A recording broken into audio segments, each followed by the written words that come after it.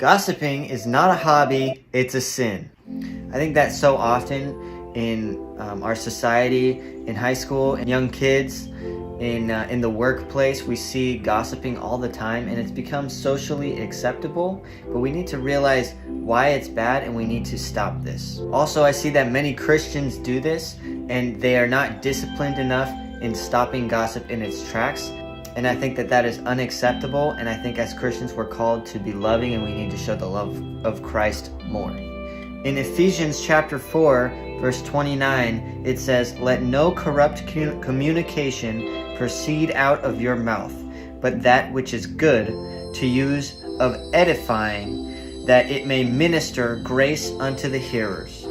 So we need to control what comes out of our mouth for the sake of everyone else, so that we can show grace unto the people that hear us and the love of Christ. In James chapter 1 verse 26 it says, "If any man among you seem to be religious, and bridleth not his tongue, but deceives his own heart, this man's religion is vain."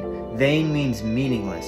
We need to let the Holy Spirit convict us and make us better, and when it is convicting us, we need to listen to it so that our religion is not meaningless. We need to show people grace and love so that the kingdom of heaven can walk on earth. But how can we do that if we're spreading hate in our words and spreading rumors, spreading lies, and just continuing to talk harshly? Let me say that even if the gossip is true, it is still unacceptable. There is no excuse. A lot of people say they did it to themselves. They did such a crazy, terrible thing that they deserve to be talked about. That is not the way that you should think as a follower of Christ. Some people just can't get away from gossip because they say it's fun. Gossip is almost a hobby to so many of you, and you need to cut it off. Proverbs chapter 20 verse 19 says, "He that goeth about as a talebearer," meaning a storyteller, "revealeth secrets.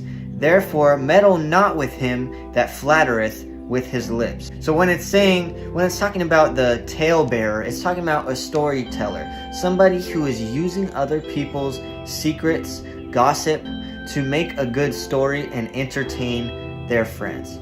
And it's telling us not to associate with a talebearer. How can we consistently show the love of Christ if we are around people that gossip, causing ourselves to be put in a place of temptation to gossip?